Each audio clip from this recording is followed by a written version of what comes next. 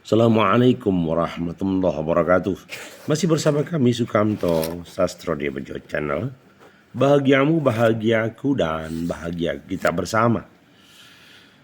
Semoga kita dalam kondisi sehat, para pengusaha, para wirausahawan, juga rekan-rekan muda yang mulai aktif gelut dalam dunia bisnis. Baik, kita hari ini mencoba sharing.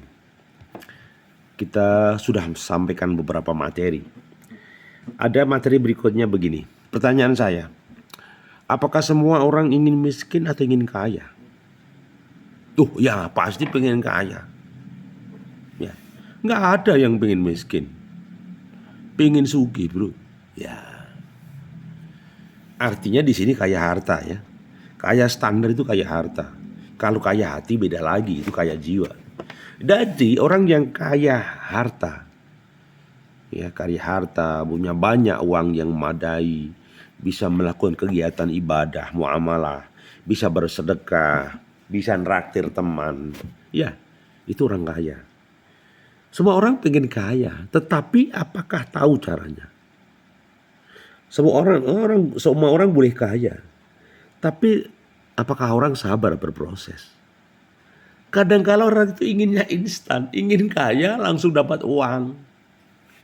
Judi online, ya judi-judi manual. Inginnya cepat langsung kaya, dapat uang lantakan dari langit, dapat emas jatuh dari langit. Nggak ada bosku. Semuanya pakai proses. Butuh proses bosku. Nggak ada tahu-tahu dari tanah keluar dolar. Nggak ada. Ya. Pasti ada proses yang panjang yang sudah realisasi. Kalau seseorang tidak sabar dalam proses, bisa dipastikan sulit untuk meraih keberhasilan finansial. Karena nggak sabar. Menanam mangga itu butuh 2 tahun sampai 5 tahun baru memetik mangganya. Bisnis bisa diawali 1 tahun sukses, bisa diawali 2 bulan sukses, bisa juga diawali 5 tahun tapi nggak sukses, tapi bangkrut. Artinya apa? Sabar dalam proses. Sabar dalam menjalankan kegiatan bisnis. Kalau biasa-biasa saja tidak ada terobosan, ya nggak bakal sukses. Oke? Kemudian yang berikutnya. Jadi ambillah risiko kalau kita ingin menang dan bisa bahagia. Jika kita kalah, gagal, kita akan jadi orang bijaksana. Yang sulit diambil orang itu adalah berani mengambil risiko. Orang kadang nggak berani mengambil risiko. Bisnis itu adalah keberanian mengambil langkah dan risiko. Kalau tidak berani mengambil risiko, ya kandas bosku. Paham ya? Contoh kita memelihara ayam kampung. Mungkin 20 ekor. Kalau ketakutan, nanti kalau mati gimana usum geringan nih? Gimana nanti kalau mati usum penyakit nih? Usumnya dingin-dingin gini nanti ayam banyak mati. Kalau tahu ada pandemi kematian ayam ya dicari. Dikasih obat suntik, dihangatkan, diberi ransum makan yang sehat. Gitu loh. Jadi kalau orang itu berani ngambil risiko, ya dipastikan sukses. Tetapi kalau orang tidak bisa mengambil risiko, ya sulit untuk meraih sukses. Sukses dari mana, bosku? Ya. Maka orang itu harus sukses, ya berani ngambil risiko. Seorang pedagang, seorang pebisnis, seorang fabrikator, seorang komunikator, semuanya berbasis risiko. Hanya saja usahawan yang cerdik, wirausahawan yang cerdik, itu risiko ditekan sedemikian rupa, ditekan seminimalisir, biar tidak terjadi risiko kerugian. Kalau misalnya lembaga keuangan pakai agunan, pakai survei yang memadai, dilihat usahanya jalan atau enggak. Oh, dilihat karakternya baik atau tidak. Komplek bosku. Ya. Gitu. Jadi kalau tidak berani ngambil risiko, jangan bisnis. Jangan usaha. Jadilah karyawan yang baik saja. Hidup ini ada risiko. Kalau kita miskin, kalau kita maaf ya, bujang, ya siapa yang mau nikah dengan kita? Kalau kita miskin saat kita sudah berkeluarga, anak-anak kita mau makan apa? Hidup kita ke dalam kefakiran dan kekurangan. Maka kata kuncinya harus wirausaha, harus bekerja maksimal dengan berbagai cara untuk mendapatkan keuntungan yang halal. Kami ulangi, yang halal. Jangan meraih keuntungan, nabrak keuntungan, tapi caranya haram. Karena apa? Tidak berkah. Kalau caranya dengan cara yang nggak jujur, cara menipu, cara merampok, itu nggak berkah atau barokah, sehingga rezekinya nggak thoyyib. Tidak kebahagiaan yang diraih, tetapi kesedihan. Oke? Bukan keberkahan, tapi kesedihan. Jadi misalnya begini, sampean ada ide, wah ini di daerah Gemorong akan berdiri universitas pariwisata yang terkenal. Besok kalau sudah buka dan banyak muridnya atau mahasiswa, saya akan mendirikan kos-kosan. Artinya kita menunda pekerjaannya. Ya. Kalau kita menunda pekerjaan, kata Benjamin Franklin tadi, ya, kamu bisa menunda pekerjaanmu, tapi kamu tidak ditunggu waktu. Ya. Waktu akan berlari. Kamu bisa menunda pekerjaan, kamu bisa menunda tugas, tapi ingat, waktu tidak akan pernah menunggu kamu. Kamu ditinggalkan oleh waktu. Ya. Jadi betul, waktu itu sangat emas, sangat berharga. Waktu itu peluang bisnis, potensi bisnis. Kalau you abaikan waktu, hancur bosku.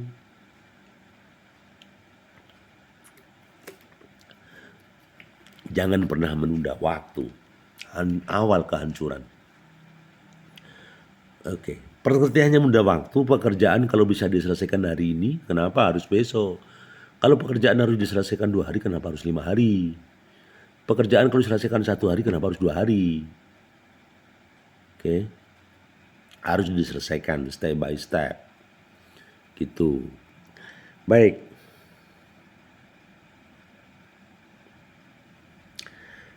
Jadi kadang ada begini, orang kalau kamu ingin harimu esok itu lebih baik, hari ini harus diawali dengan kerja keras. Kalau sampai mimpi punya tabungan yang banyak selama 10 tahun, ya, atau selama 1 tahun ya, awalilah bulan Januari kita menabung di angka 1 juta. Anggaplah itu uang hilang, uang lepas saja lah. Uang sial atau uang apa bahasanya. Diam-diam 1 tahun 12 bulan kita punya uang 12 juta. Ya. Jadi memang kalau ingin esok sukses, kerja keras hari ini.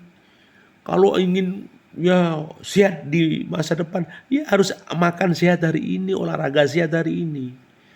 Karena hari esok itu adalah rangkaian kerja keras hari ini, bosku. Esok yang lancar, yang sukses itu diawali dengan kerja keras hari ini, Tuhan. Ya, kita memohon pada Tuhan, kita memohon pada relationship kita, teman-teman kita, agar apa?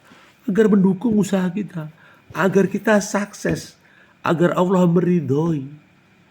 Maka seseorang yang sukses itu dekat dengan Tuhan, dekat dengan manusia. Hablum minallahnya baik, hablum minannasnya pasti baik. Bisnis itu tetap harus menyertakan kebaikan. Usaha apapun harus menyertakan kebaikan. Maka ada dana bina lingkungan, ada dana CSR. Ini sebenarnya wujud daripada perikemanusiaan dan kepedulian sosial. Gitu loh. Oke. Yang berikutnya adalah nanti kalau sudah begitu, jangan lupa fokus satu titik dan jangan pernah takut merealisasi. Kadang orang itu nggak fokus, tapi ketakutan dulu, belum mengerjakan, tapi takut dulu, artinya nggak fokus. Ya, makanya harus fokus dan nggak usah takut, harus dijalani, apapun risikonya dan apapun bentuknya harus dijalani, biar kita teraih sukses.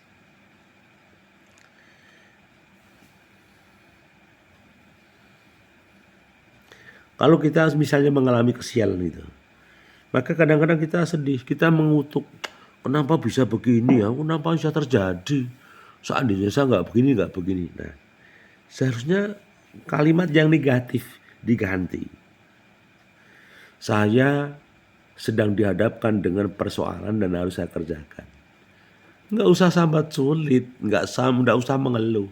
Hanya bicara, hari ini saya harus belajar, harus berproses, apapun kesulitan saya atasi. Gitu. Ya. Sulit itu tidak ada kalau kita berproses panjang gitu. Jadi terus bagaimana kalau seseorang itu dalam fase kemunduran? Ya. Jika kita dalam fase turun atau kemunduran, jangan merasa gagal. Mungkin Tuhan sedang menyiapkan diri.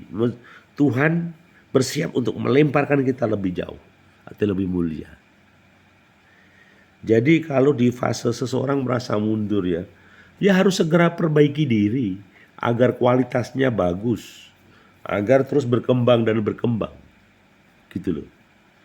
Wangel. Sekali lagi, kalau kita sudah kata sulit, angel, enggak bergerak bosku, malas bergerak. Maka kata sulit itu harus diganti dengan kata positif. Sedang proses berjuang, proses meraih cita-cita, apa-apalah yang positif. Sedang mempersiapkan diri bosku, nah gitu, gak apa-apa. Gitu loh. Dan jangan lupa, kita harus siap tantangan. Nikmatilah tantangan yang ada. Orang-orang yang sulit, bergaulah dengan orang-orang yang hebat. Artinya di balik kehebatannya ada apa? Belajarlah orang-orang yang sederhana sehingga kita pun bisa melatih sederhana hidup kita. Jadi jangan lupa teruslah berproses belajar agar kita menjadi besar. Jangan takut berdiri teguh ya untuk apa yang kita percayai. Meskipun berarti kita harus berjuang sendirian. Ya. Artinya kalau kita semuanya keyakinan, berdirilah dengan kokoh dan teguh. Dan yakinlah Allah pasti memberikan ijabah. Ya, saya pikir itu temanku, terima kasih. Mohon maaf bila ada sesuatu yang kurang berkenan. Bahagiamu bahagiaku dan bahagia kita bersama. Mohon maaf sekali lagi bila ada sesuatu yang tidak berkenan. Assalamualaikum warahmatullahi wabarakatuh.